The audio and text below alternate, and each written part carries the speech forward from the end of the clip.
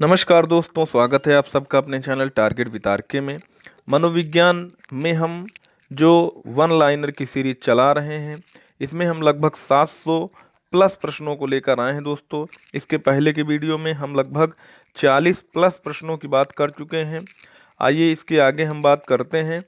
आप लोग चैनल को सब्सक्राइब कर लीजिए, बेल आइकन को ऑन कर लीजिए और वीडियो को अधिक से अधिक लाइक और शेयर करिए।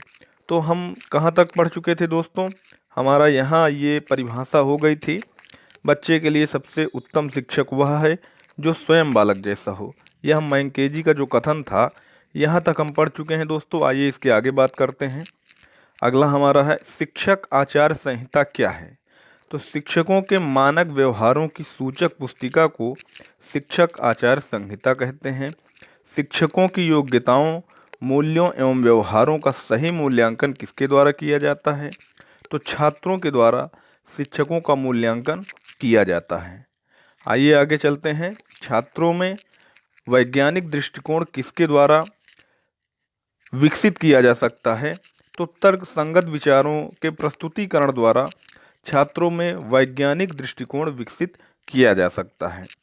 सामाजिक समायोजन का कठिन काल किसे कहा जाता है? तो पूर्व किशोरावस्था को सामाजिक समायोजन का कठिन काल कहा जाता है दोस्तों। आइए अगले प्रश्न की तरफ चलते हैं। अगला प्रश्न है छात्रों का विश्वास प्राप्त करने हेतु शिक्षक को उनके साथ कैसा व्यवहार करना चाहिए? तो मित्र जैसा व्यवहार करना चाहिए। अगला है बच्चों के बौद्धिक विकास के 4 सुस्पष्ट स्तरों को किस विद्वान द्वारा पहचाना गया? तो जीन पियाजे के द्वारा पहचाना गया था। अगले प्रश्न की तरफ चलते हैं दोस्तों। बालकों की सोच अमूर्तता की अपेक्षा मूर्त अनुभवों एवं प्रत्ययों से होती है। यह कौन सी अवस्था है? तो 7 से 12 वर्ष की जो अवस्था होती है, वह बालकों की सोच अमूर्तता की अपेक्षा मूर्त अनुभवों एवं प्रत्ययों से होती है। अगले प्रश्न की तरफ बढ़ते हैं। गिलफोर्ड ने अभिसारी चिंतन पद का प्रयोग किस समान अर्थ में किया है? तो प्रतिभाशाली के अर्थ में किया है। बुद्धि का त्रिबुद्धि सिद्धांत किसने दिया? तो स्टर्नबर्न ने बुद्धि के त्रिबुद्धि सिद्धांत को दिया। अल्फ्रेड बिने के अनुसार बुद्धि के प्रकार कितने होते हैं? तो अल्फ्रेड बिने के अनुसार बुद्धि के 4 प्रकार होते हैं। आइए अगले प्रश्न की तरफ चलते हैं। बुद्धि 4 शब्दों से मिलकर बनी है। ज्ञान, आविष्कार, निर्देश और आलोचना, 4 शब्दों से मिल करके बुद्धि का निर्माण हुआ है। टर्मन के अनुसार अगर पूछा जाए कि बुद्धि की परिभाषा क्या है, तो बुद्धि अमूर्त विचारों के बारे में सोचने की योग्यता है। यह टर्मन की परिभाषा है। आगे बात करते हैं दोस्तों। मानव के स्थायी दांत कितने होते हैं? तो 28 दांत होते हैं। किशोरावस्था में कितने दांत होते हैं? तो 32 दांत होते हैं। अगले प्रश्न की ओर चलते हैं। अगला प्रश्न है मनुष्य की संरचना कितने गुणसूत्रों से होती है? तो 23 जोड़े गुणसूत्रों से मनुष्य की संरचना होती है। लिंग का निर्धारण कौन सा जोड़ा करता है? 23 जोड़े गुणसूत्र होते हैं मनुष्य में दोस्तों। तो पूछ रहा है लिंग का निर्धारण कौन सा जोड़ा करता है? तो 23वां जोड़ा जो होता है वह लिंग का निर्धारण करता है। अर्थात लड़का या लड़की में से क्या है, उसका निर्धारण 23वां जोड़ा करता है। डिंबावस्था कितने दिन की होती है? तो गर्भधारण से लेकर के 14 दिनों तक की जो अवधि होती है वह डिंबावस्था होती है। पिंडावस्था का समय कितना होता है? तो 2 महीना 14 दिन का जो समय होता है वह पिंडावस्था होता है। गर्भवती महिला का वजन कितना बढ़ जाता है? तो 10 से 12 किलोग्राम गर्भवती महिला का वजन बढ़ जाता है दोस्तों। आगे बात करते हैं, अगले प्रश्न की तरफ चलते हैं। मनुष्य किस प्रजाति में आता है? तो होमो सेपियंस की प्रजाति में आता है।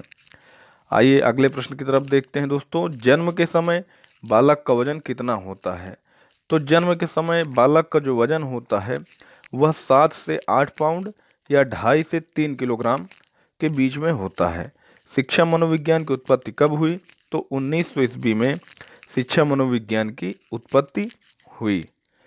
मनोविज्ञान को एक निश्चित विषय के रूप में श्रेय देने का आधार किसको जाता है? तो विलियम जेम्स को जाता है। अमेरिका के निवासी हैं। इन्हें मनोविज्ञान का जनक माना जाता है। दृष्टिबाधित लिपि के जनक कौन है? तो लुईस ब्रेल को दृष्टिबाधित लिपि का जनक माना जाता है। एलकेजी व यूकेजी पद्धति के जनक कौन है? तो फ्रोबेल। एलकेजी यूकेजी पद्धति के जनक कौन है? फ्रोबेल हैं। नर्सरी पद्धति के जनक की बात की जाए तो मारिया मोंटेसरी नर्सरी पद्धति के जनक हैं। भूल एवं प्रयत्न सिद्धांत किसने दिया? तो थार्नडाइक ने भूल एवं प्रयत्न का सिद्धांत दिया। अनुकूलित अनुक्रिया सिद्धांत किसने दिया? तो पावलोव ने दिया। इसी को शास्त्रीय अनुबंधन सिद्धांत भी कहा जाता है। अगले प्रश्न की तरफ बढ़ते हैं दोस्तों। क्रिया प्रसूत अनुबंधन सिद्धांत किसने दिया? तो स्किनर ने दिया। जीन पियाजे किस विचारधारा के समर्थक थे? तो संज्ञानात्मक विचारधारा के समर्थक थे जीन पियाजे। जीन पियाजे किस देश के निवासी थे? तो स्विट्जरलैंड के निवासी थे जीन पियाजे। आगे बात करते हैं दोस्तों। जीन पियाजे ने अपने प्रयोग किस किस पर किए? तो अपनी 2 पुत्री और 1 पुत्र पर जीन पियाजे ने अपने प्रयोग किए। वह कौन मनोवैज्ञानिक है जो पहले जीव विज्ञान के प्रोफेसर थे, बाद में मनोविज्ञान के प्रोफेसर बने?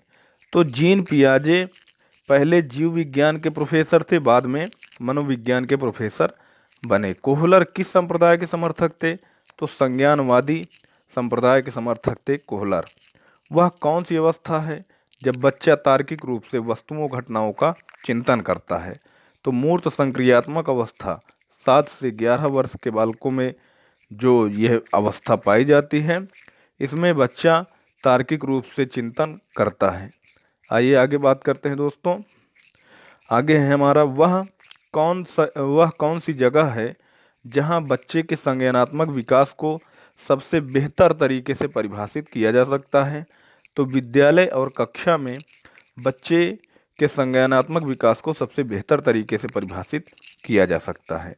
बच्चे दुनिया के बारे में अपनी समझ का सृजन करते हैं। इसका श्रेय किस विद्वान को जाता है? तो जीन पियाजे को जाता है। अगले प्रश्न की तरफ बढ़ते हैं दोस्तों। आकलन को उपयोगी और रोचक प्रक्रिया बनाने के लिए किसके प्रति सचेत होना चाहिए? तो शैक्षिक व सह शैक्षिक क्षेत्रों में विद्यार्थी के सीखने के बारे में जानकारी प्राप्त करने के लिए विविध तरीकों का प्रयोग करना चाहिए। आइए अगले प्रश्न की तरफ बढ़ते हैं दोस्तों। आगे है हमारा शिशु अपने और अपने संसार के बारे में अधिकांश बातें खेल के माध्यम से सीखता है। यह किस विद्वान ने कहा? तो यह स्ट्रैंग ने कहा है। विकास कभी न समाप्त होने वाली प्रक्रिया है। यह विचार किससे संबंधित है? तो निरंतर विकास से संबंधित है। अगले प्रश्न की तरफ बढ़ते हैं दोस्तों। सामान्यतः बुद्धि कितने प्रकार की होती है? तो 3 प्रकार की होती है। अमूर्त बुद्धि, मूर्त बुद्धि और यांत्रिक या सामाजिक बुद्धि। अतः बुद्धि 3 प्रकार की पाई जाती है। सामाजिक अंतःक्रिया किसे कहते हैं? तो 2 या 2 से अधिक व्यक्तियों के मध्य होने वाली सामाजिक क्रिया को सामाजिक अंतःक्रिया कहते हैं। प्राचीन काल में मनोविज्ञान का अर्थ क्या था? तो आत्मा का विज्ञान। मनोविज्ञान को आत्मा का विज्ञान किसने कहा? तो अरस्तु ने कहा आत्मा का विज्ञान। आइए अगले प्रश्न की तरफ चलते हैं दोस्तों।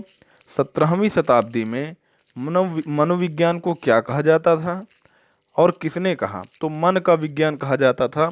17वीं शताब्दी में पंपोनाजी ने मन का विज्ञान कहा था। 18वीं शताब्दी में मनोविज्ञान को क्या कहा जाता था?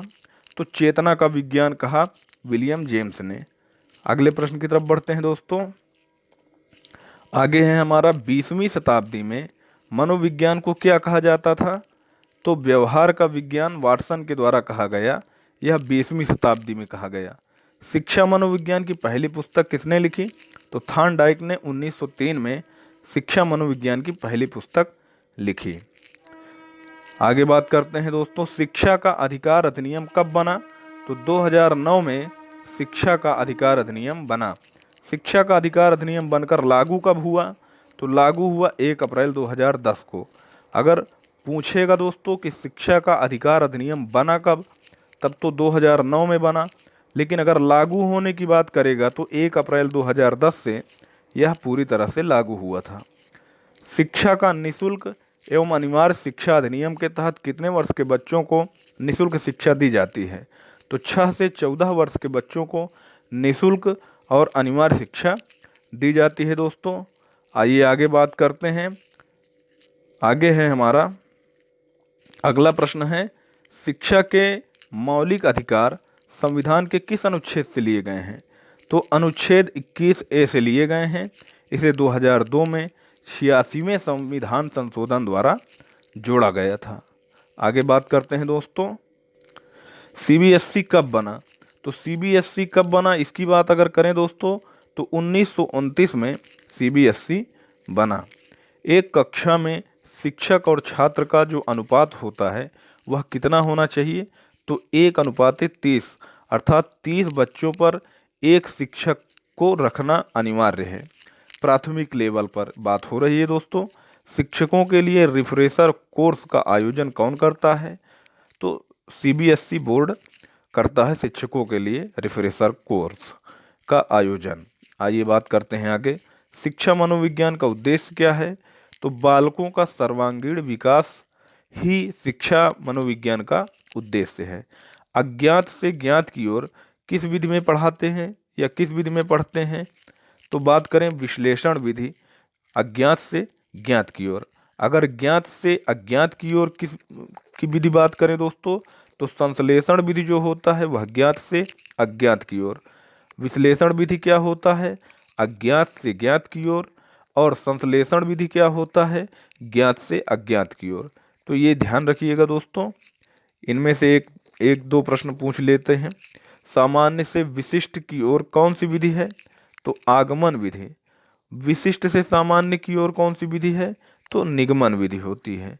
आगे बात करते हैं दोस्तों, वह कौन सी विधि है जिसमें पहले उदाहरण फिर नियम बताया जाता है? तो कौन सी विधि होगी? आगमन, अर्थात पहले उदाहरण दे दिया जाएगा फिर उसका नियम बताया जाएगा, तो आगमन विधि होगा। और अगर देखिए आगे, निगमन विधि क्या होता है? तो पहले नियम बताया जाएगा फिर उदाहरण दिया जाएगा, तो वह कौन सी विधि होगी? निगमन विधि होगी। क्षेत्र सिद्धांत को किस नाम से जाना जाता है? तो क्षेत्र सिद्धांत को संज्ञानात्मक क्षेत्र सिद्धांत और स्थान मनोविज्ञान सिद्धांत, इन दो नामों से जाना जाता है। कुर्ट लेविन के क्षेत्र सिद्धांत में क्षेत्र का क्या अर्थ है? तो जीवन के विभिन्न क्षेत्रों से है। इसका अर्थ शिक्षा का क्षेत्र, स्वास्थ्य का क्षेत्र। आइए अगले प्रश्न की तरफ बढ़ते हैं दोस्तों। अगला प्रश्न है हमारा, अधिगम का श्रेणी क्रम सिद्धांत किसने दिया? यहाँ अधिगम है दोस्तों, इसको आप देख लीजिएगा। तो रॉबर्ट गैने ने अधिगम का श्रेणी क्रम सिद्धांत दिया। रॉबर्ट गैने किस संप्रदाय के समर्थक थे?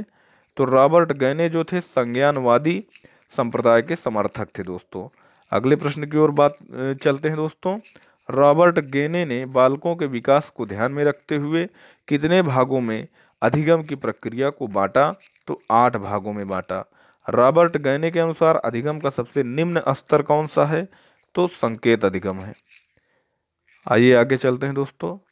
रॉबर्ट गैने के अनुसार अधिगम का सबसे उच्चतम स्तर कौन है? तो समस्या समाधान अधिगम, यह सबसे उच्चतम अधिगम है। अगले प्रश्न की ओर चलते हैं। रॉबर्ट गैने के अनुसार बालक का अधिगम कब पूरा हो जाता है? तो 12 वर्ष के उपरांत बालक का जो अधिगम है वह पूरा हो जाता है। आइए आगे बात करते हैं दोस्तों। शास्त्रीय अनुबंधन का सिद्धांत किसने दिया? तो पावलोव ने दिया। पावलोव किस संप्रदाय के समर्थक थे? तो व्यवहारवादी संप्रदाय के समर्थक थे। डमरू पर बंदर का नाचना किस सिद्धांत पर कार्य करता है? तो शास्त्रीय अनुबंधन सिद्धांत पर कार्य करता है, जिसके प्रतिपादक कौन थे? पावलोव। देखो, बोलो और सुनो किस विधि पर आधारित है? तो प्रयोगात्मक विधि पर आधारित है यह विधि। देखो, सुनो, समझो, यह किस विधि पर आधारित है? तो यह विधि है प्रदर्शन विधि। यह कौन सी विधि है दोस्तों? प्रदर्शन विधि। किस विधि में शिक्षण सूत्र का प्रयोग होता है? तो आगमन व निगमन विधि में शिक्षण सूत्र का प्रयोग होता है। करके सीखने पर कौन सी विधि काम करती है? तो प्रयोगशाला विधि करके सीखने पर काम करती है। तो ठीक है दोस्तों, यहाँ तक हमारा समय भी, वीडियो बहुत अधिक लंबी हो जाएगी, फिर आप लोग देखते नहीं हैं। तो वीडियो को अधिक से अधिक लाइक और शेयर करिए और चैनल को सब्सक्राइब करिए। धन्यवाद दोस्तों।